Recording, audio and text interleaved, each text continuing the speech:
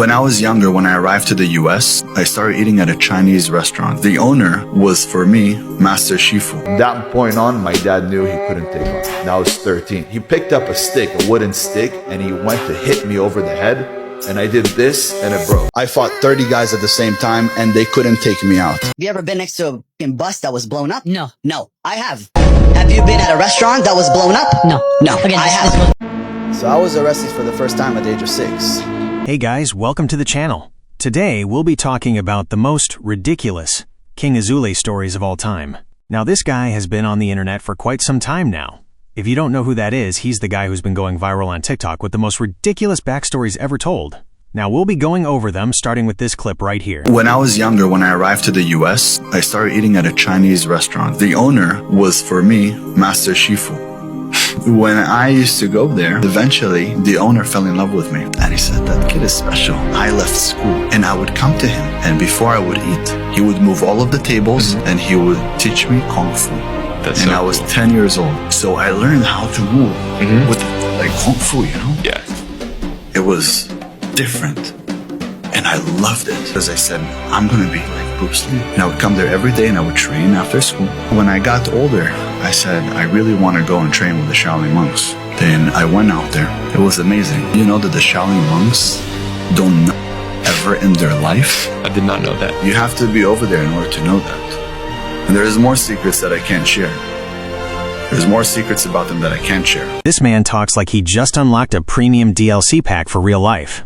Yeah, I finished the Shaolin side quest. He describes his training like it's a mid-season anime filler arc. I'm just waiting for the dramatic flashback where the head monk whispers, Azoulay, you are the chosen one. Now go forth and buy a ring light. And notice he never names a monastery? It's always just Shaolin monks. That is literally like saying, yeah, I trained with some NBA players. Oh, where? At basketball. The way he tells it, you'd think he climbed a misty mountain and came back with superpowers. From that point on, my dad knew he couldn't take off. And I was 13. He picked up a stick, a wooden stick, and he went to hit me over the head. And I did this, and it broke. And then I took it out of his hand, threw it on the floor, kicked him in the leg, picked him up, and threw him on the coffee table. Oh please, this never happened. Like, not in this lifetime. At this point, the man is just straight up hallucinating for the camera. I mean, seriously? We went from hardcore trained warrior to, I'm just making up fan fiction about myself in record time. He's out here living in a total fantasy world while the rest of us are actually grounded in reality. It's not even a podcast anymore. It's a delusional creative writing workshop where he's the only one who thinks the story is real. Are actually superhuman. We just don't unlock these genes because we don't put the body in our mind through the pressure. There's something called microfractions. Little microfractions that you cause with hitting the bone thickens the bone. I used to sit there and hit my shins with a hammer all fucking day. Do you know why people wear boxing gloves? So they don't fuck up their hands by hitting somebody's head. Your head is the strongest bone in the body. And if you train it and bang it enough for a whole year, it becomes 4 times thicker. When we hurt, we throw. And I learned that at a young age. That's what I learned from the Shaolin monks. Go watch them when they spar, when they battle, or when they have a fight. Boom, they turn their head. Wherever you're hitting, they just turn their head. You punch their head, you're breaking their head. I fought 30 guys at the same time. What? I fought 30 guys at the same time and they couldn't take me out. Are you actually kidding me right now? There is no way he expects a single soul to believe he fought 30 guys at once and walked away like some discount John Wick. Like, come on! At this point, he's not even lying anymore. He's just auditioning for a role that doesn't exist. He's an absolute joke. He's sitting there spinning these warrior yarns while everyone else is just wondering when the meds are gonna kick in. Honestly, finishing with these clips is a mercy killing because the secondhand embarrassment is becoming a health hazard. I trained martial arts my whole life. Go up to one of the guys, smack him in the head. The other boys go, hey bro, relax. We'll call the police. What do you mean relax? Everybody gets beat up. Everybody gets knocked the fuck out. Everybody's going to sleep. Once everybody's asleep, then I ask what happened.